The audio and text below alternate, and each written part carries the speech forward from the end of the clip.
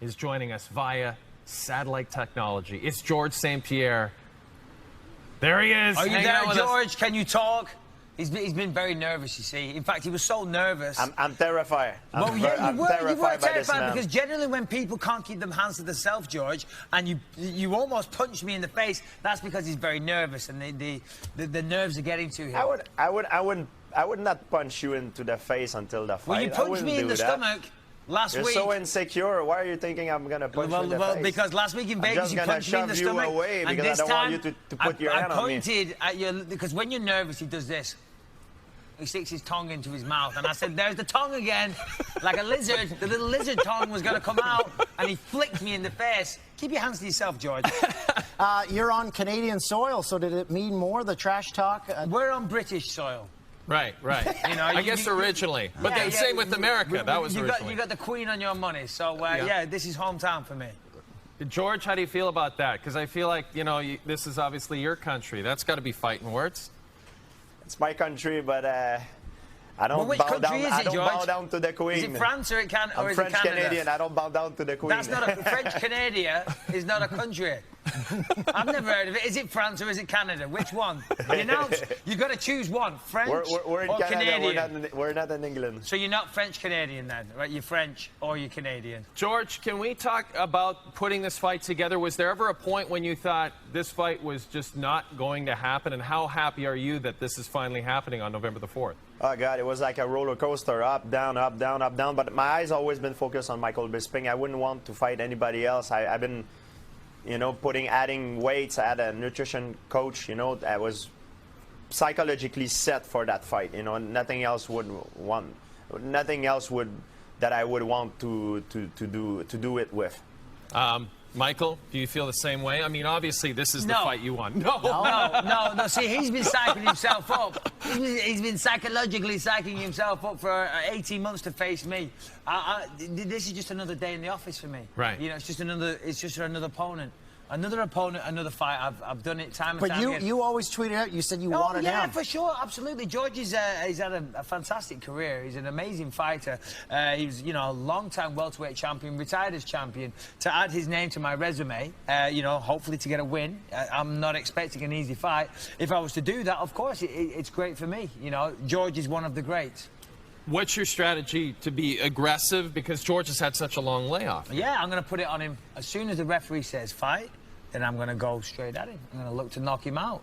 And George is going to be standing there like a rabbit in the headlights, okay, or like a deer in the headlights, as these guys like to say. And he's going to be frozen like this, like a lizard that doesn't want to move, okay? And I will pounce, pow, and take him out, and I'll splat you. I'll splat you like the little nerd that he is. He'll be knocked out in Madison Square Garden. George, your response. Splat. I'm going to punch him, I'm going to slam him, I'm going to submit him. If it doesn't work, I'm going to re-punch him and re-put him down many times. It's going to be a hell of a fight. He's not going to do anything, George. We know you're going to try and avoid fighting. You're going to try and take me down. When people do that, that's them hiding from the fight. He's going to try and hide from the fight. He's going to take me down. He's going to hide. I'm going to stand in the middle and swing for the fans. And stand my ground and not moving and swing for the fans. Right, that's what you want me to do. Well, let's make it better right now. You're going to stand your ground and fight like a man? Yeah, I'm going to stand like a flag and swing for the fans. I'm going to stand in the middle with no movement, like a phone book fight. Okay. Okay, but George, you know, you are known as a guy who likes the ground game. You're a fighter, Michael. You're a fighter. Have you changed your strategy, your training strategy to face George? No, I mean, George is a very well-rounded fighter. You know, of course, he's got a background in karate and this and that, but he predominantly, and you can just look at the way he fights, predominantly he likes to take people down and avoid the fight, takes them down to the floor. He doesn't get submissions.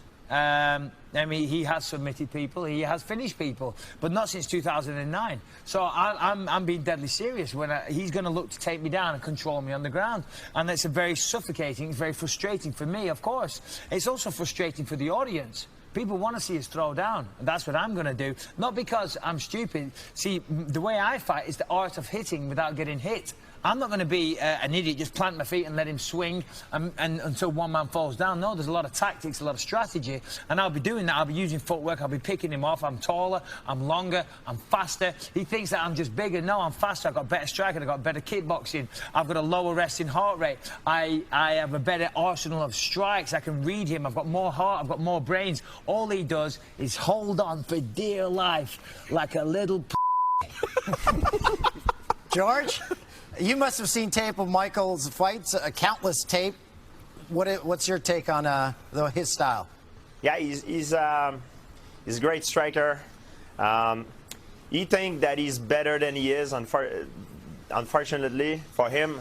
But I'm gonna put him back to his place. You know, like I got way more weapon to win, way more ways to win that fight that he does. And my game is always to take my opponent out of his comfort zone and fight my fight. And that's what I'm gonna do. You know, he's not gonna be able to do nothing to me. I'm gonna fight my fight. He's just gonna. And that's what you're gonna be a supposed to victim. do. He's gonna be a victim. That's what is gonna happen. He's gonna be a victim. And that's what you're supposed to do, George. And good for you. I applaud you. You know, take me down, because on the feet you will get knocked out. But that's why I brought in very, very good wrestlers, and way better wrestlers than George could ever dream of being. George actually isn't a good wrestler. He has good timing, and he's very explosive. And when he times it, he takes people down. But I brought in better wrestlers than him, so the takedown won't be an issue. And if he does take me down, which he probably will at some point, I'll get back to my feet. Bigger, better wrestlers than George St. Pierre have not been able to hold me down. I don't know why this little lizard thinks he can. The gecko. We'll call you the Gecko St. Pierre. Okay. George, you've got Freddie Roach in your corner. You've trained with Freddie for a long time. Is this specifically aimed at taking on a great striker like Michael, or is just someone that you love to train with consistently?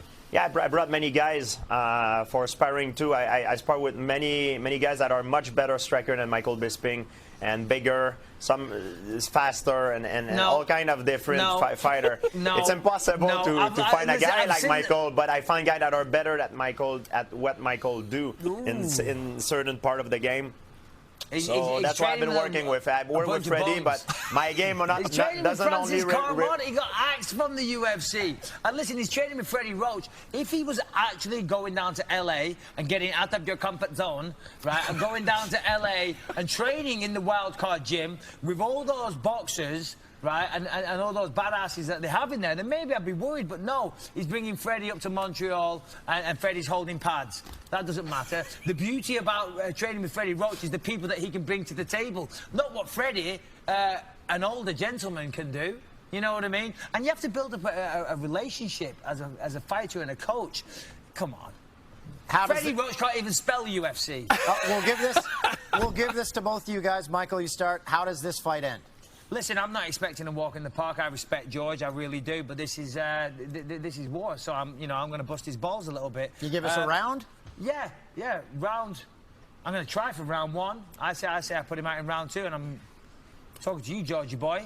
Round two, buddy. You might make it out of round one, because I know you do like to get marked up. If you look at his fights, that he doesn't do this too much of, he marks up really badly. So he'll be marked up. He'll be in pain. And then the referee will stop it somewhere in round two. George, how about you? It's either I'm gonna be the champion. I'm gonna fight him until he breaks, and he's gonna make a mistake, and I'm gonna finish him. Can you give us a round? Round one. Wow. Yeah. Hey, George hasn't finished anybody in 10 years. I got to say, though, George's suit looks nice. I think you got to him with that history. I know, because that last piece of trash he had on. You know what I mean? He went out and bought a new one.